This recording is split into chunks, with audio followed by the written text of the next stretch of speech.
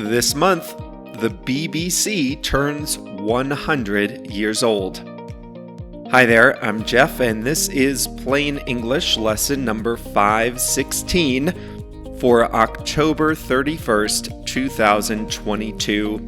Happy Halloween! JR is the producer, and he has uploaded this full lesson to plainenglish.com/516.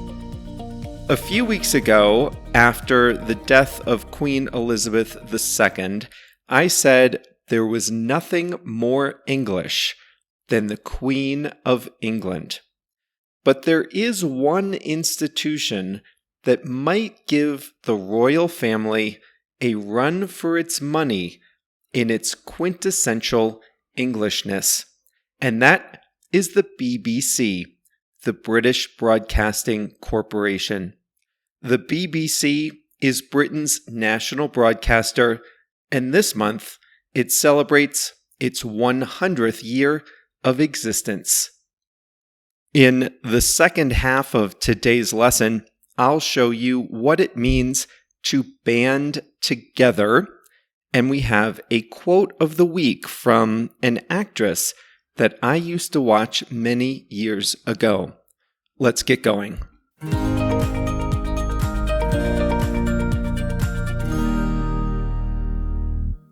In the early days of broadcasting, radio manufacturers faced a tricky problem. They wanted to sell radios, but there wasn't much programming for consumers to listen to. So in Britain, the makers of radios banded together to create a private company to supply British listeners with content. They called it the British Broadcasting Company, or the BBC. Just a few years later, the company became the British Broadcasting Corporation. It got a royal charter, meaning it became a public entity with a government-guaranteed monopoly. Back in the 1920s and 1930s, there was no template for what a broadcaster should offer. The whole idea of broadcasting was new. Today's mixture of talk, news, music, and entertainment simply didn't exist. The BBC's first director was 34 years old, and he shaped the early experience of listening to the radio in Britain. News, so central to the BBC today, was sometimes an afterthought. London had a competitive morning and afternoon newspaper market. The BBC agreed not to compete with the afternoon papers, so it didn't broadcast any news before 7 o'clock in the evening. In fact, on one day in 1930, the BBC announced that there simply wasn't any news that day. Imagine. Early BBC programming was like a pyramid. At the bottom, there was a broad base of content that was lower quality but popular content. It was designed to attract the masses. And at the top of the pyramid, there was the higher quality cultural content like classical music and opera.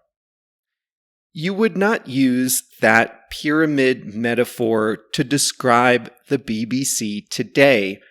Maybe you would call it a spider web. What started as a network of radio stations has become a modern media behemoth. Today, the BBC runs 8 television stations and 50 radio stations just in Britain. It has a huge website and multiple apps. It broadcasts internationally in over 40 languages. The corporation also produces educational programming used in school, and you, as an English learner, might be familiar with the BBC's language education programs too. In total, over 400 million people access BBC content every week. That's 6 times the population of Britain itself. In addition to all that, the BBC has also provided Britain with cultural clout and influence in the world. The BBC acts as a massive cultural ambassador to people around the world who would otherwise not know about the UK or the English-speaking world, or they would only know what their governments tell them. But the BBC is coming under fire from multiple directions. First, there are the people who complain that the BBC produces way too much content that is not really a public service. So the British public should not be paying for cooking shows, expensive dramas, or trashy reality TV, these critics say. Second, there are the streamers. The BBC produces dramas and content, but the public often prefers the content on streamers like Netflix and HBO Max. The BBC's streaming platform has not been able to keep pace with the big international players, and the public paying for lower quality shows feels like they're not getting their money's worth. And finally, some politicians believe the BBC's news is biased against them. They argue that the BBC budget should be cut, that executives should be replaced to give them more favorable coverage, or even that the BBC should be privatized or abolished. A big part of the controversy today is the BBC's funding model. The BBC makes money by selling its shows to foreign broadcasters. It also sells advertising on some channels, but the vast majority of its £5 billion budget comes from the license fee. The license fee is essentially a tax on every household with a television.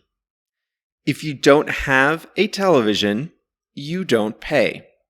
But if you have a TV, which almost everyone does, you have to pay £159 per year, whether you consume BBC content or not. Of course, this fee applies only to residents of the UK, even though the BBC reaches people all over the world. The fee has risen over the years, but the license has been in place since 1923. This universal fee was justified by near universal use. Over 90% of British adults watch BBC television every week. But today, with more and more people watching streaming services instead of BBC content, the argument to charge every household a fee is less strong.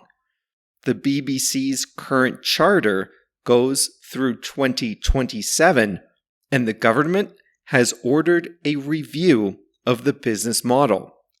Whatever the result, the BBC's second century is sure to be different from its first.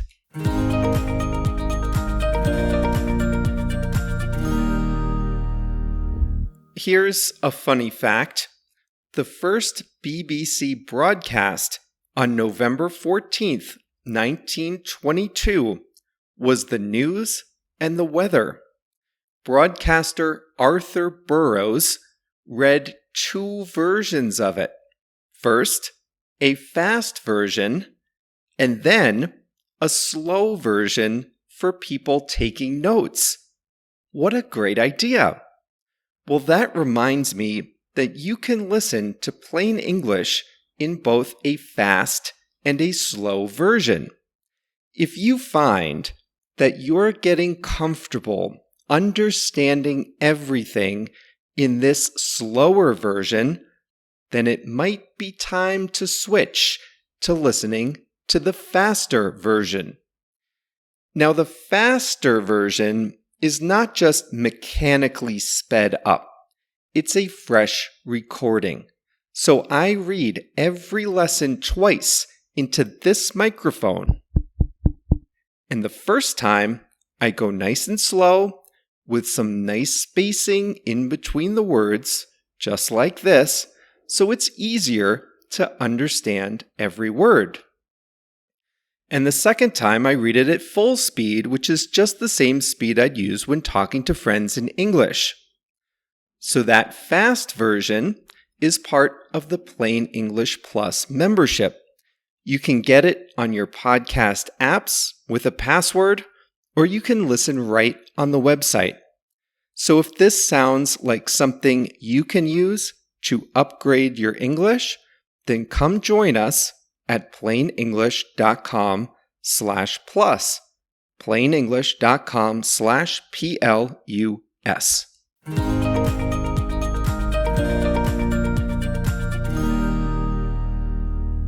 Today's expression is a phrasal verb, and I have to admit that this is not a common phrasal verb at all. It's absolutely okay to use, it's just that the situation to use it doesn't come up a whole lot. The expression is to band together. So in this case, band is a verb, and it goes with the word together, to band together.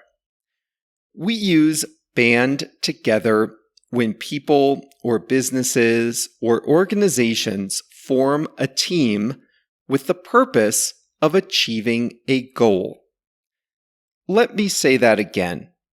When people or businesses or organizations form a team so that they can achieve something together, then you can say that they band together.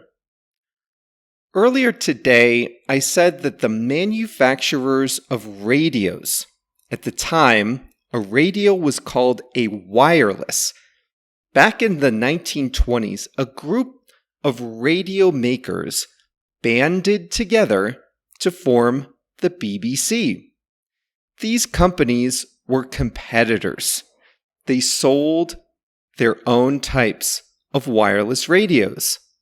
The Marconi Company was one of them.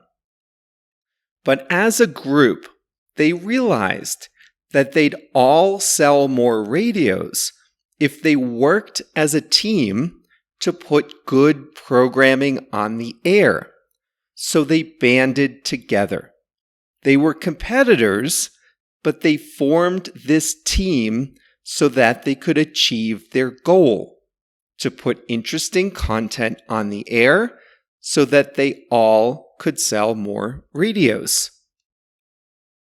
Back in lesson 377, I asked whether your Uber driver should be an employee of Uber or a contractor.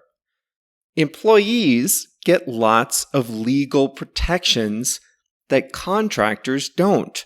However, contractors have a lot of flexibility that employees don't get. Gig economy companies don't want the complexity or the cost of having employees, so they prefer their workers, their drivers, to be contractors. Sometimes governments will propose rules to make gig economy workers employees. So a rideshare driver must be an employee with benefits like paid vacation, legal protections, and things like that. Well, when governments propose rules like that, the big gig economy companies band together to oppose the rules. Here in the US, the two big rideshare companies are Uber and Lyft. They compete in the market for rides, but when states propose new laws about gig workers, Uber and Lyft often band together to oppose the rules. They form a team for just this one purpose, to oppose the proposed rules. There was just a really terrible hurricane in Florida, Hurricane Ian. It's the second worst hurricane in American history as measured by the amount of property damage. I read lots of stories about neighbors banding together to survive the storm and get to safety. Instead of everyone working individually, the residents of a street all worked together to survive the storm. They got together to share generators, fuel, medicine, water, food, supplies, and sandbags. And after the storm, they went together as a team to all the houses on the street so that people wouldn't deal with all that recovery on their own. The neighbors banded together to get through the storm and its aftermath.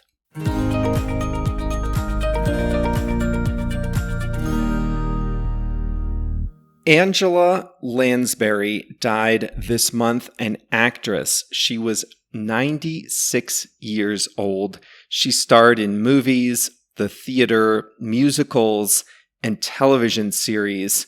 She played the character Jessica Fletcher in a series called Murder, She Wrote. Jessica Fletcher, the character, is an older woman in Maine, and she, the character, writes mystery novels. But every episode is about someone in Jessica's world who gets murdered, and she, Jessica, the author, helps the police solve the crime. And the joke was always that she must live in the most dangerous town in the world. I mean, every week from 1984 to 1996, someone in Jessica Fletcher's life was murdered. Anyway, I watched Murder, She Wrote with my grandmother when I was a kid. It was on Sunday nights. And Angela Lansbury did a lot more than that show, but that's how I'll remember her. So anyway, here's a quote from the late Angela Lansbury. Here's what she said about getting older. It's like being on a bicycle. I just put my foot down and keep going. And she did. She was in 56 movies, in addition to all the theater productions and TV shows. Angela Lansbury died at 96 years old this month. Well, that brings us to the end of today's Plain English. Remember, if you'd like to upgrade your listening, one great way to do that is to listen to this very lesson in both the fast and slow versions. It's great to listen to the slow version as you're building your skills, but the fast version will really help you upgrade those listening skills. And the fast version is included in the Plain English Plus membership. You can join and start listening to those fast lessons at plainenglish.com/+PLUS. Now listen, everyone, you may have heard in the background the traffic and the trucks. I'm in a temporary space right now, hopefully for another week or two. Is all I'll be in this space, and after that I'll be back in a new and quieter recording space as I get settled here in Mexico. So I do apologize if there was a little distracting noise in the background, but we'll be taking care of that here in the next couple of weeks. Well, that's all for today. We'll be back on Thursday with a new lesson. See you then.